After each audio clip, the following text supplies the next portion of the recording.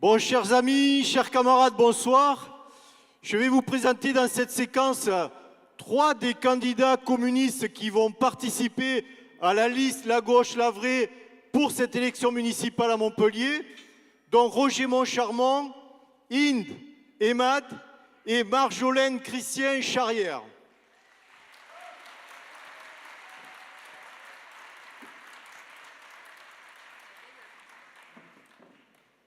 Alors Roger, tu as eu des responsabilités dans le mouvement syndical, tu es fonctionnaire de l'État, tu travailles à l'inspection du travail. De par tes activités, tu es confronté quotidiennement à la dégradation des conditions de travail, aux atteintes aux droits des salariés, mais tu es aussi un des 3 porte-paroles de cette liste La Gauche, la Vraie, et tu es aussi chef de file, tu as été désigné chef de file des communistes pour cette élection à Montpellier. Alors Roger, je vais te poser une question directe. Dans cette élection municipale, Roger, où se situe le Parti communiste français? Eh bien, chers amis, chers camarades, bonsoir. Le Parti communiste français, comme vous pouvez le voir, il est ici. Il est dans le front de gauche. Il est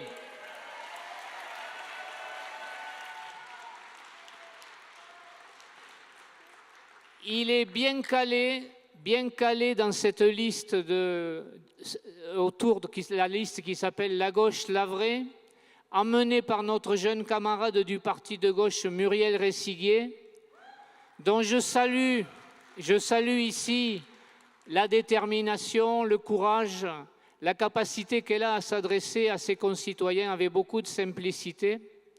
Voilà, alors, notre positionnement, il résulte d'un choix politique fait par l'immense majorité des communistes adhérents à la section de Montpellier. Je salue aussi le courage politique de mes camarades de Montpellier. Voilà, donc nous avons fait ce choix, il est approuvé, soutenu par la direction nationale du Parti communiste français, et tout le reste, ce ne sont que des initiatives personnelles et on peut le dire aussi des magouilles politiciennes. Oui, mais...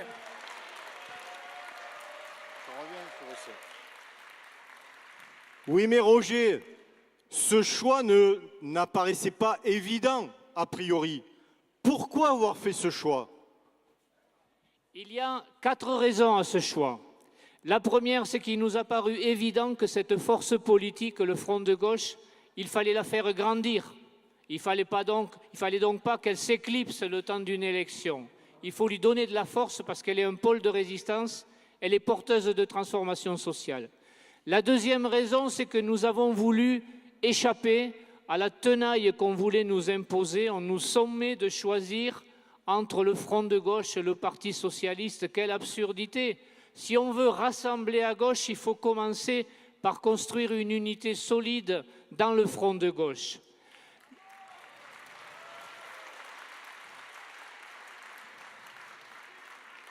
La troisième raison, c'est que le contrat politique qui lie les communistes à la municipalité sortante, c'est un contrat politique qui est vieux de 30 ans. Depuis 30 ans, il y a beaucoup de choses qui ont changé. Dans la période présente, nous sommes confrontés à un virage du pouvoir socialiste qui est extrêmement dangereux, en faveur de l'austérité, de la baisse des dépenses publiques, les abandons de souveraineté, le laisser-aller des services publics, les menaces qui pèsent sur nos régimes de protection sociale. Donc il est évident que dans ces conditions, il nous a paru sain et naturel et normal, ce contrat politique avec les habitants de Montpellier, de le renouveler, de proposer un autre choix politique aux habitants. Voilà la raison.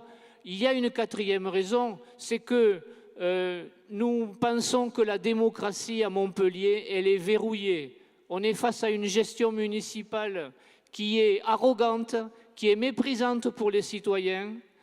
Tout à l'heure, nos camarades du collectif pour l'eau ont témoigné, se sont exprimés. Eh bien, nous voulons nous démarquer nettement de cette pratique municipale et nous voulons affirmer nettement que nous sommes en phase avec les forces démocratiques dont cette ville regorge. Merci Roger. Alors Inde, tu as 31 ans, tu es déjà connue pour avoir été candidate dans de précédentes campagnes électorales. Est-ce que tu peux nous dire un petit peu plus sur toi ce soir ? Alors effectivement, oui, j'ai été candidate lors des élections cantonales en 2011 avec Damien Gautreau, puis avec René Revol en 2012 lors des élections législatives. Alors toujours sous les couleurs du Front de gauche, bien sûr, et où nous avons obtenu de bons résultats, et particulièrement dans les quartiers populaires. Alors moi, je suis montpelliéraine, j'ai fréquenté les écoles du Petit Bar, des Cévennes, le collège Lascaz, le lycée Jean Monnet et l'ISEM. Je suis diplômée d'une école de commerce parisienne. Alors je milite au PC depuis mon plus jeune âge et j'ai reçu une éducation en fait militante. Donc j'ai eu très tôt conscience de la nécessité de s'inscrire dans un mouvement pour l'émancipation et le progrès de l'homme. Donc aujourd'hui, je suis la troisième de la liste, la gauche, la vraie, car notre combat doit se poursuivre sans relâche. Merci. Mais alors tu dis que tu as perçu rapidement la nécessité de t'engager, mais pourquoi précisément dans ce front de gauche, Inde ? Eh bien alors le front de gauche, tout d'abord parce qu'il est le seul mouvement aujourd'hui à placer l'humain au centre de toute réflexion. Il est la véritable alternative à gauche face à des politiques qui asphyxient et qui asphyxient une large couche de la population. Le front de gauche se veut largement rassembleur, un véritable front du peuple uni et organisé afin de faire face à un système capitaliste qui est global, qui nous écrase et nous divise. Le front de gauche permet également à des milliers de personnes de faire acte citoyen, des personnes qui ne sont pas inscrites dans des mouvements. Et enfin, parce que nous sommes porteurs de réelles transformations économiques et sociales, et on ne renonce pas, on ne lâche rien. Merci, Inde. Alors Marjolaine, tu as 26 ans, tu es étudiante en orthophonie à Montpellier, j'en perds la parole. Tu es grandement impliquée dans les luttes féministes et tu es aussi une dirigeante nationale et locale de la jeunesse communiste. Penses-tu aujourd'hui que la jeunesse est impliquée au niveau qu'il faudrait dans le contexte actuel ? Alors déjà, la question à se poser, c'est que est-ce qu'on leur laisse vraiment la place aux jeunes maintenant ? Parce que maintenant, les jeunes sont vraiment de plus en plus précaires. Je vous rappelle quand même qu'on va être la première génération qui va vivre moins bien que ses parents. On nous enlève nos retraites, on nous fait subir le travail précaire à coup de CDD et de plus en plus d'étudiants sont obligés de travailler pour financer leurs études. D'ailleurs, en parlant des études, on voit que le savoir est en train de devenir une marchandise. On le voit bien avec ce qui se passe à l'université de Montpellier 3 et les conséquences de la loi Fioraso.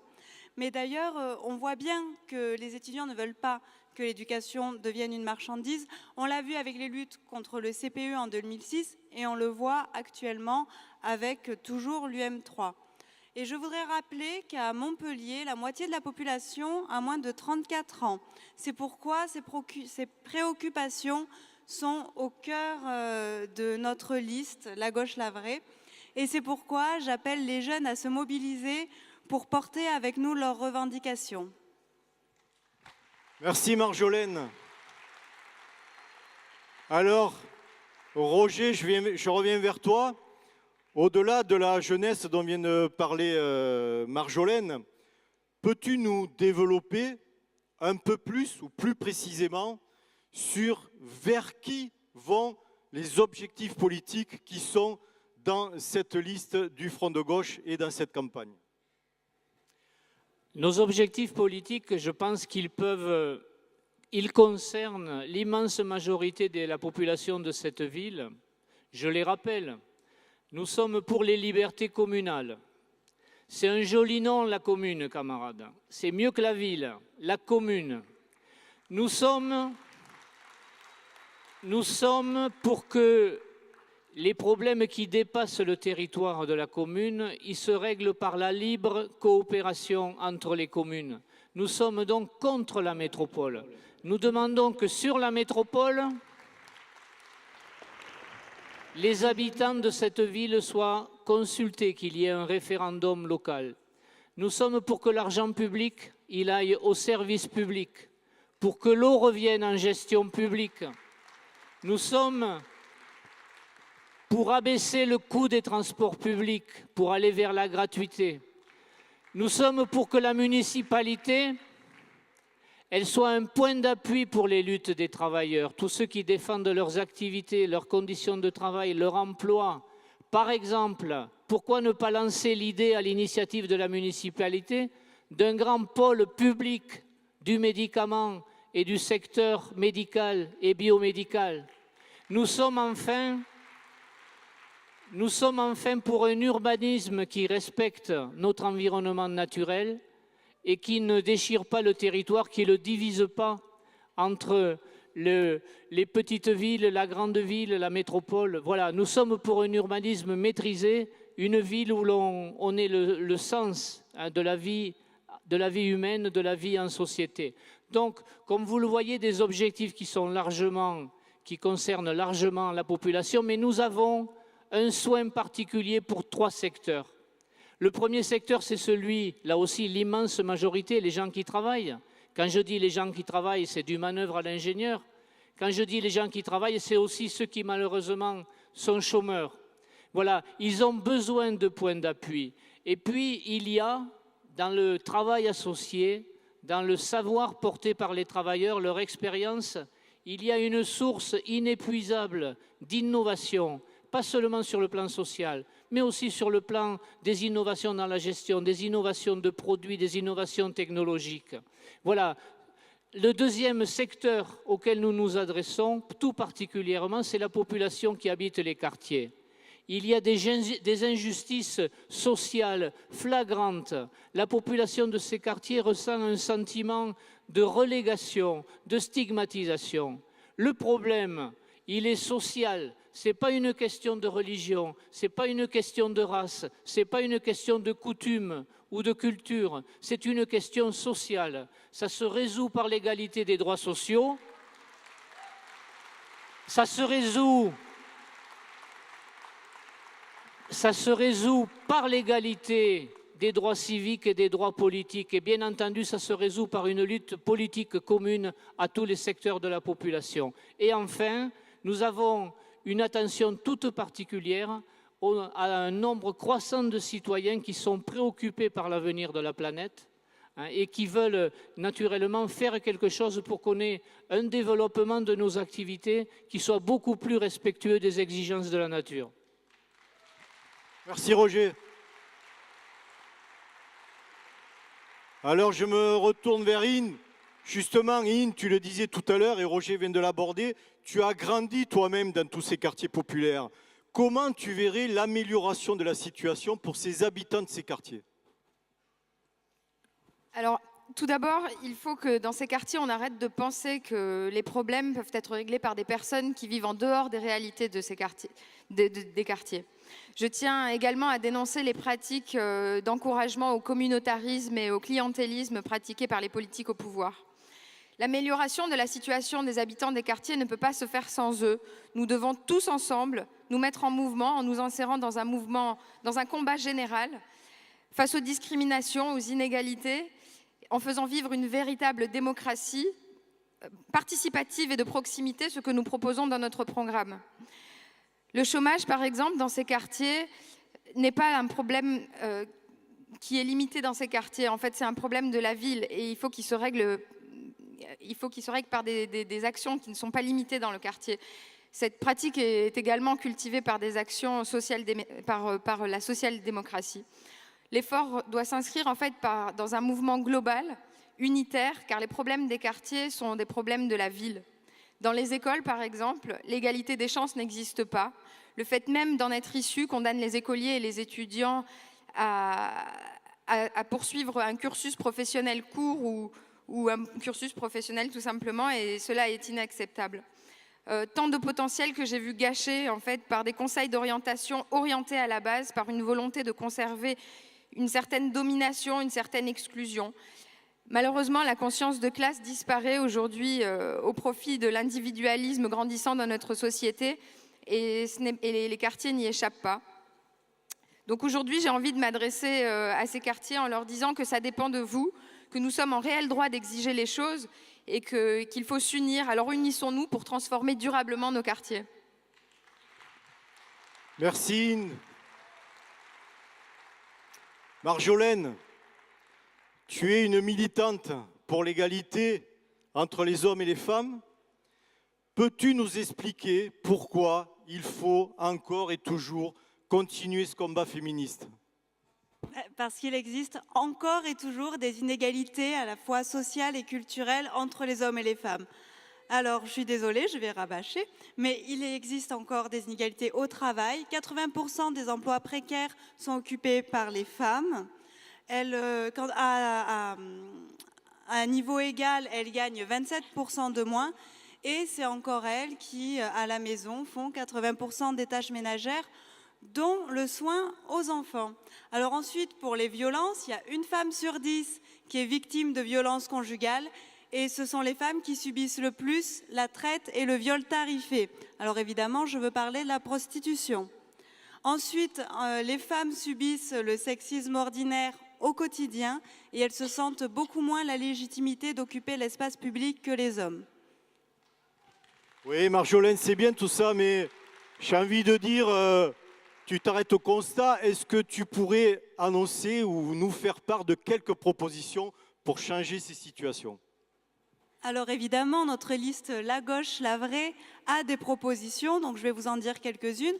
Déjà, nous allons augmenter le nombre de places en crèche et nous trouverons des solutions non onéreuses pour les parents qui ont des horaires atypiques. Ensuite, nous avons plusieurs leviers pour favoriser l'égalité entre les femmes et les hommes. Donc on appliquera l'ABCD de l'égalité dans nos écoles et on appliquera le protocole cadre favorisant l'égalité entre les femmes et les hommes dans les collectivités. Alors ensuite, sur les violences, on construira plus de centres d'accueil pour les femmes victimes de violences conjugales. On leur réservera des logements sociaux et également pour les femmes en situation de prostitution et qui désirent en sortir. Nous allons aussi faire des campagnes de sensibilisation contre les sexismes, mais pas que, on va en faire contre toutes les discriminations, donc que ce soit le sexe, le genre, l'orientation sexuelle, la religion, l'origine ethnique ou géographique.